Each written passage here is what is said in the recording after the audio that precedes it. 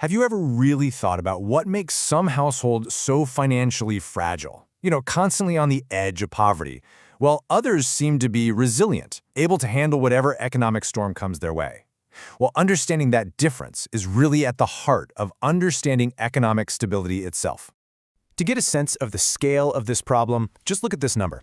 Back in 2019, even before the pandemic hit, a huge 60.8% of the entire workforce in Colombia was in what's called informal employment. That's more than half the working population in jobs that aren't regulated or protected by the state. And right there, that's where the problem really starts. You see, informal workers often don't have basic social protections, things like health insurance, retirement funds, or unemployment benefits. So when a major economic shock happens, like the lockdowns we saw during the pandemic, they are left completely exposed. They're usually the first to lose their jobs, and they have no safety net to catch them. This brings us to a really core concept for this explainer: vulnerability to poverty. Now, this isn't just about being poor right now. It's about the risk of falling into poverty. It's a way to measure a household's exposure to risk and its ability, or more often, its inability, to cope with those sudden, unexpected events that we call shocks. Okay, so what are the specific factors that push a household closer to that tipping point? Let's take a closer look at the conditions that are known to directly increase a household's vulnerability. Research points to three main areas. First, it's having a low income and very few assets. Second, low levels of education combined with unstable, precarious work. And third, it's a lack of what's called social protection.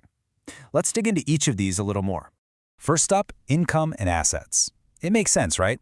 If a household is just getting by, living paycheck to paycheck with little or no savings, they have no financial cushion. A medical emergency or sudden job loss isn't just an inconvenience for them, it's a full-blown crisis that can easily push them below the poverty line. Next, let's talk about education and employment. Lower levels of education often mean being stuck in unstable, low-paying jobs. And as we just saw with that Colombia example, informal work is a huge driver of this. These kinds of jobs offer basically zero security, which makes those households incredibly susceptible when the broader economy takes a hit. And finally, there's social protection.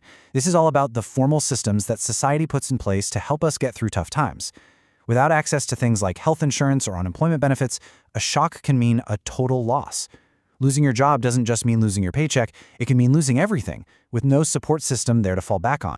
So, now that we've looked at the symptoms of vulnerability, let's go a level deeper. Let's examine the engine that drives all of this, the actual mechanics of how income is generated in the first place. This leads us to a pretty crucial question. What is it that really determines a person's ability to earn a living? It's not as simple as just working hard. It's actually a complex interplay between several key factors. The first piece of this puzzle is what economists call endowments. Think of these as all the assets a person has that can help them make money. This includes the obvious stuff, like your education, your skills, and any financial wealth you might have. But it also includes less tangible things, like your legal rights and your social connections. The second factor here is technology. Technological advances can be a real game changer. They can create completely new types of jobs, and maybe even more importantly, they can increase the value of the endowments a person already has. For example, think about how online courses can boost your skills, or how financial apps can give you access to credit you didn't have before. And the third, and absolutely critical component, is institutions and policies. Basically, these are the rules of the game in a society. This covers everything from the quality of the public school system and the strength of social safety nets to the laws that protect property rights. This whole framework is what determines how effectively people can even use their endowments. Now, looking at this model, you can see how these three elements all connect and interact. The institutions and policies in a country influence what endowments people are able to acquire. Think about public education, for example. Technology, then, can change the value of those endowments. And all three work together to shape the income a household is ultimately able to generate. It's a really dynamic system. So, how does this income-generating engine ultimately decide whether a household ends up vulnerable or resilient?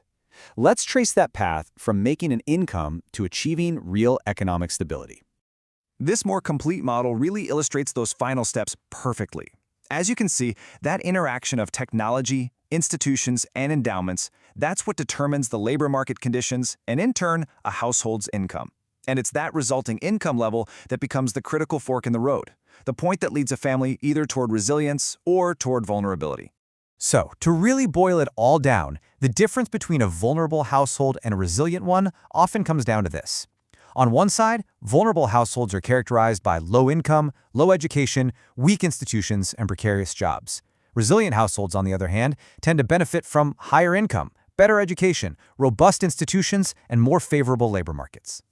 And this leaves us with a really powerful and I think important question to consider. Understanding this model isn't just some academic exercise. It forces us to ask, how can our societies actively design institutions and policies that don't just help a select few, but actually build a solid foundation of resilience for everyone? This explainer was based on the insight Vulnerability to Poverty, Public, Private, and Community Responses from Core Econ. Thanks for joining me.